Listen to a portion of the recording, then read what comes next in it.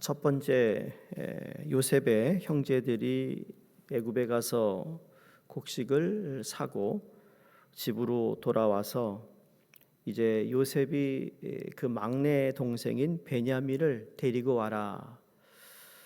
그렇게 데려오면 인질로 잡았던 동생도 내어주고 그래서 그런 배경이 있었죠. 유다가 아버지에게로 돌아가서 그리고 베냐민을 데려온 후에 이제 인질을 청하는데 유다가 내가 대신 인질로 잡혀 있을 테니 우리 동생들은 풀어 달라, 이제 그런 요구를 지금 애굽의 총리인 요셉에게 하고 있는 내용입니다. 그러면서 이 말씀 가운데 유다가 내렸던 결정, 유다의 변론이 얼마나 설득력이 있었느냐라는 것을 우리가 알 수 있습니다. 유다는 절도 혐의를 받고 있는 노예로 잡혀가게 된 동생 베냐민을 위해 변론을 하고 있습니다. 변론의 핵심은 동생 베냐민을 위해 무죄 판결을 얻어내는 것이나 재판관의 동정심을 얻어내는 데 있지 않습니다. 오히려 그의 변론은 왜 내가 동생을 대신해서 이것의 노예로 남아 있어야 하느냐, 거기에 초점을 맞추고 있습니다. 유다의 변론을 들어보면 대단히 정직하고 사실적이라는 것을 알 수 있습니다. 근데 그의 이 사실적인 진술에서 우리가 힘을 느낄 수 있다라는 겁니다. 애굽 총리의 마음을 움직이거나 그의 동정심을 일으키기 위해 억지로 무슨 애를 쓰고 있지 않습니다. 그저 사실을 있는 그대로 설명할 뿐입니다. 그런데 그의 말에서 힘을 느끼게 된다는 거죠. 오늘 유다가 설명하고 있는 것은 우리가 이미 다 알고 있는 내용입니다. 다시 한번 질문한다면 성경 저자는 베냐민을 위한 유다의 변론을 왜 이렇게 상세하게 반복하여 소개하고 있는가입니다. 성경에서 자주 반복되는 단어를 우리가 본다면 귀하다, 중하다, 중요하다라는 것을 우리가 깨닫게 되는데, 성경에서 가끔 했던 이야기를 또 반복하는, 그래서 모세오경을 보시면 특히 출애굽기나 민수기나 레위기나 신명기 보면 하나님이 이미 이스라엘 백성들이 했던 이야기가 다시 반복되는 이야기들이 나옵니다. 왜 그랬을까? 성경이 왜 이렇게 반복해서 말씀을 전하고 있을까? 성경 저자가 같은 내용을 이렇게 반복함으로써 오늘 우리에게 분명한 교훈을 주고자 하는 것을 찾아내야 된다는 것이죠. 그걸 찾지 못하면 이건 그냥 하나 흘러내려가는 이야기밖에 안 됩니다. 이 가운데서 하나님이 어떤 가치, 어떤 교훈을 주시려고 하는지, 그래서 성경은 디모데후서에 말씀하잖아요. 우리를 어떻게 하죠? 가르치고, 그리고 우리를 의로 바르게 서게 하시고, 또 우리를 책망하시고, 또 이 모든 걸 하나님 말씀을 통해 하나님의 온전한 사람으로 세움을 받기 위해 말씀이 기록되었기 때문에 오늘 18절에 보시면 왜 베냐민이 노예로 끌려가면 안 되며 자기가 대신 남아야 하는가를 설명합니다. 여러분, 어떤 사람의 내면에 있는 정신과 감정이 건강한가 아니면 병들었는가 하는 것은 위기의 순간에 나타납니다. 보통 때는 잘 나타나지 않습니다. 정신적으로나 감정적으로 병든 사람은 자기가 통제할 수 없는 위기 상황이 발생하면 스스로 무너집니다.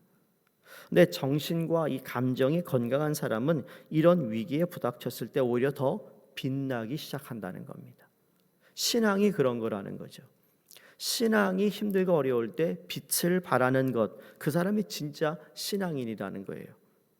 사람이 그렇게 침착해지고 냉정해질 수가 없습니다. 근데 반대로 우리 대부분의 사람들은 어떤 위기가 있으면 냉철함을 잊어버리고 침착하지 않고 감정적으로 쏟아붓습니다.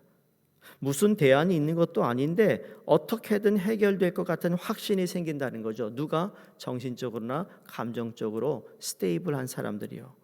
마음의 상처가 심하고 정신이 병든 사람은 아직 위기가 닥치지도 않았는데도 불구하고 이야기만 듣고도 벌벌 떨면서 소위 세상 말로 맛이 갑니다. 건강한 사람은 아무리 어렵고 힘든 일에 부닥쳐도 정신까지 잃지는 않는다는 것이죠. 여러분 여호수아를 보시면 가나안 사람들이 이스라엘 백성들에게 패배했던 가장 중요한 이유가 뭔지 아세요? 물론 하나님이 승리를 가져오셨지만 그들의 정신적인 붕괴에 있었다고 알 수 있습니다. 왜냐하면 홍해를 가르고 하나님께서 그 소문이 가나안 땅에 있는 사람들한테 소문이 다 전해집니다.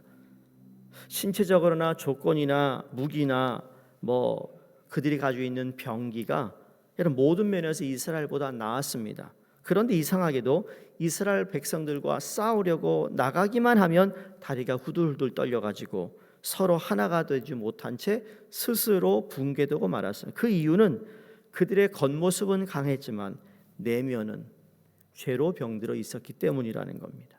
이런 진정한 용기는 어디서 나오는가? 자기가 하고 있는 일에 옳다는 확신이 있을 때 하는 겁니다. 그러니까 우리 믿는 사람은 우리 말씀이 진리요, 이 말씀이 하나님의 말씀이라는 것, 약속이라는 것을 믿고 있다면 여러분 누가 뭐라 그래도 하나님의 말씀이 그렇게 했다. 우리 옛날에 그런 게임 하잖아요. 가라사대 게임 아세요? 네, 가라사대 오른손 올려 그러면 그러다가 가라사대 안 하고 오른손 올려 그러다가 올리면 어떻게 되죠? 그 사람은 떨어지는 거예요. 그러니까 하나님이 가라사대.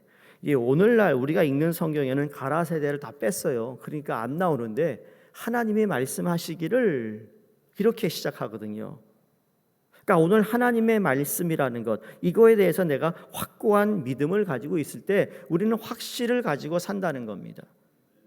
여러분 클라이메이트 체인지, 기후 변경을 해서 이런 일 저런 일이 있다고 하더라도 여러분 그것도 중요하겠죠. 우리가 우리의 살고 있는 지구를 잘 케어해야 되는 건 맞는 이야기인데, 그렇게 해서 마지막 때가 온다 하더라도 우리 믿는 사람은 그것 때문에 호들갑을 떨거나 아니면 당장 무엇을 해야 된다라고 떠들고 다니지 않습니다. 왜? 하나님이 말씀이 모든 인류의 내 코너를, 내 모퉁이를 하나님 말씀이 붙잡고 있기 때문을 믿기 때문이죠.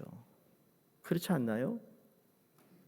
그게 우리가 가져야 할 자신감이고 거기서 우리는 가치를 발견한다는 겁니다. 그러니까 하나님의 백성들의 진정한 가치가 언제 나타나는가? 큰 어려움에 봉착했을 때 나타납니다. 앞길이 불투명할 때, 다른 사람들이 다 낙심해서 주저앉아 있을 때 하나님의 백성들은 오히려 힘을 내서 일어납니다. 기억하세요? 코로나 때 모든 게 다 마비되고 코로나가 아직도 참 코로나 때문에 어려움을 당하고 있을 때, 여러분 그때 그 위기를 기회로 삼아서 돈 번 사람도 많습니다. 네. 그러니까 돈을 버는 것도 그렇게 위기에서 기회로 잡는다면 여러분 우리에게 주어지는 여러 환경 속에서 우리는 왜 그렇게 살아갈 수 있는가?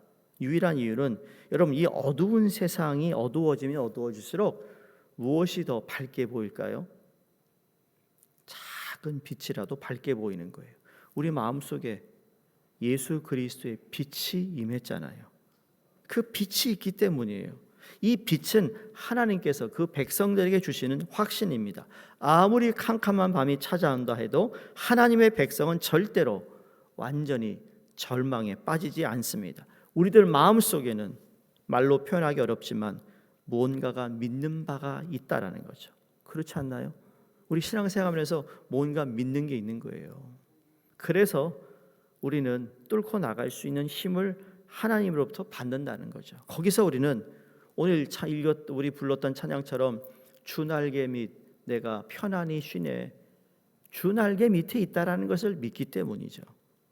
유다가 이런 위기의 순간에 치고 나올 수 있었던 영적인 건강을 그는 분명히 가지고 있었다라는 겁니다. 그런데요, 유다가 여기까지 오기까지는 그도 참 하나님 앞에서 부끄러운 삶을 살았어요.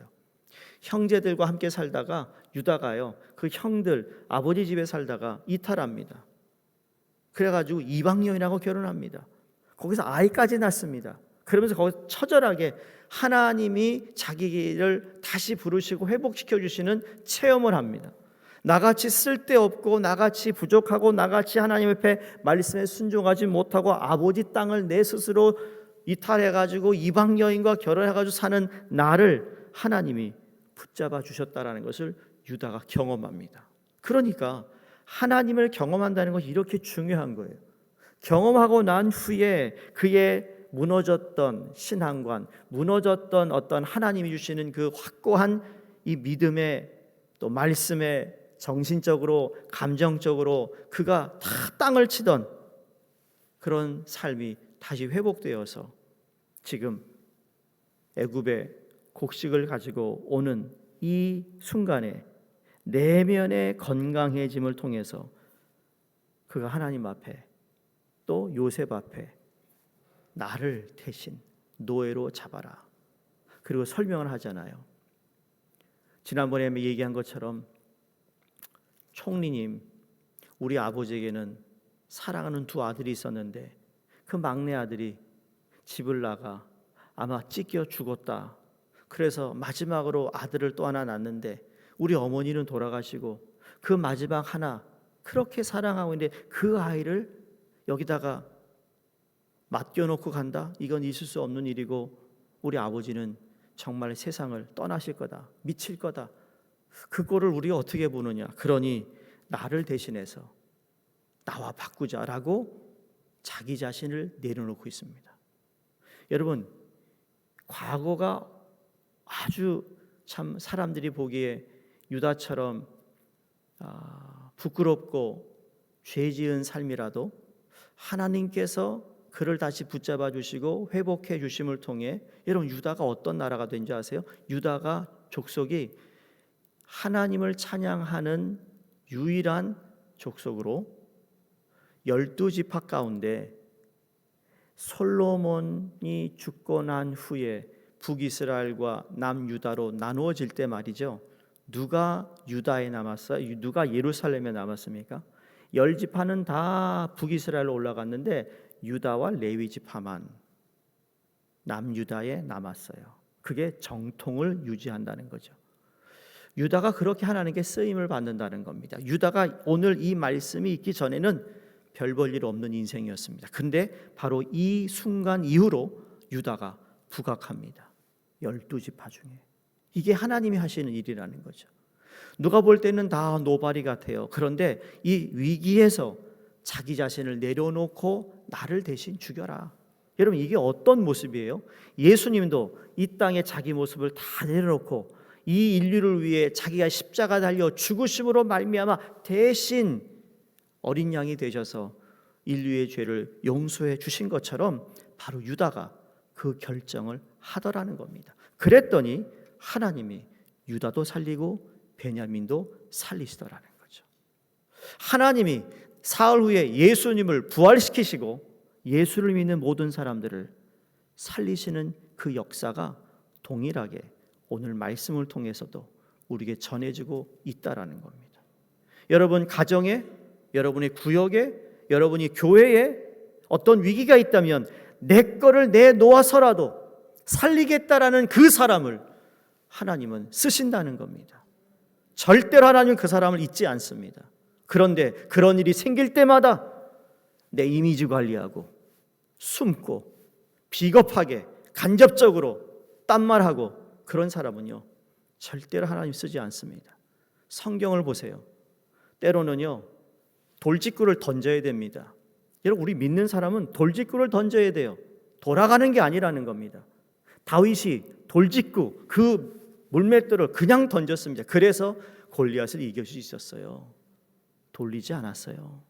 우리 사랑하는 성도님들, 우리 신앙은요 막혀 있으면 돌아가게 하는 건 하나님이지만 우리의 자세는 저걸 뚫고 나가겠다라는 마음 자세로 임해야 된다는 사실을 잊지 않기를 바랍니다.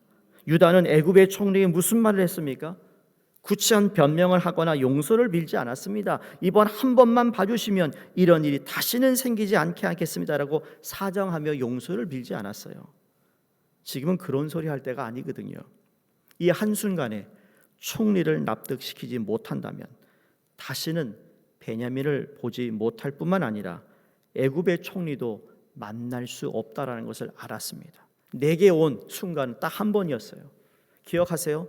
삭개오에게 온 예수를 만날 수 있는 기회는 딱 한 번밖에 없었습니다. 여러분, 하혈하는 여인이 예수를 만날 수 있는 가 여러 번 있었는 줄 알았어요? 아니요, 딱 한 번이라는 기회를 잡았던 사람에게 하나님은 치유하시고 회복하시고 그를 구원하신다는 겁니다. 하나님께 예배드리는 순간이 또 온다고요? 이 시간이 다시 온다고요? 천만의 말씀이요. 오늘 한 번밖에 없어요.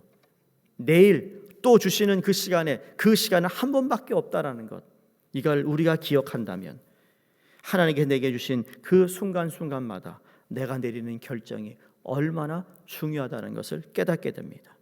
유다의 변론을 들으면 참으로 당당하고 장엄하다는 생각이 듭니다. 그리고 마음에 감동이 있습니다. 그 이유가 무엇인가? 유다는 지금 자신의 모든 것을 내어놓고 다른 사람을 책임지는 변론을 하고 있기 때문입니다.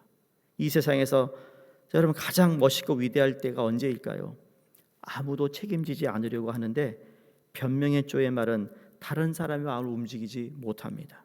그러나 남의 어려움을 구원하기 위해 자기 자신을 포기하고 담담하게 이야기하는 사람의 말은 아름다울 뿐만 아니라 감동적이고 그 말을 통해, 그 사람을 통해 여러분 바뀌고 변화되는 그 놀라운 일들이 일어난다는 사실을 기억하시면서 오늘 유다가 했던 그 고백처럼 여러분 그렇게 살아가시기를 주의 이름으로 축원드립니다. 하나님 아버지 감사합니다. 하나님의 은혜에 감사합니다. 우리를 구원해 주심에 감사드리며 우리에게 늘 주시는 순간순간이 하나님 주님을 만나는 선택을 하게 하시고 주님과 동행하게 하여 주시옵소서. 무엇보다 우리의 개인뿐만 아니라 우리의 교회나 또 우리의 구역이나 선교회나 우리가 속한 그 어떤 모임 속에서 하나님 내 자신을 내려놓고 책임질 수 있는 말을 하도록 도와주시고 어떤 어려움과 위기 속에서 특별히 더 하나님 우리가 비겁하지 않게 하시고 좀 담담하게 하나님의 사람들로 빛을 받고 살아온 사람으로 이 어두운 세상을 더 빛나게 하는 주의 자녀들 되게 해 주시옵소서. 감사드리며 예수님 이름으로 기도드립니다. 아멘. 우리 함께 기도합니다. 우리 성경 번역 선교회에 계시는 박요섭 조선양 선교사님, 라오스 선교회에 우리 최춘호 목사님 위해서 기도해 주시고 또 이제 이번 오늘부터 양육반이 시작됩니다. 우리 훈련 받는 모든 분들에게 은혜 주시고 성령께서 함께 해 주시옵소서. 우리 함께 기도하겠습니다. 할렐루야. 하나님 아버지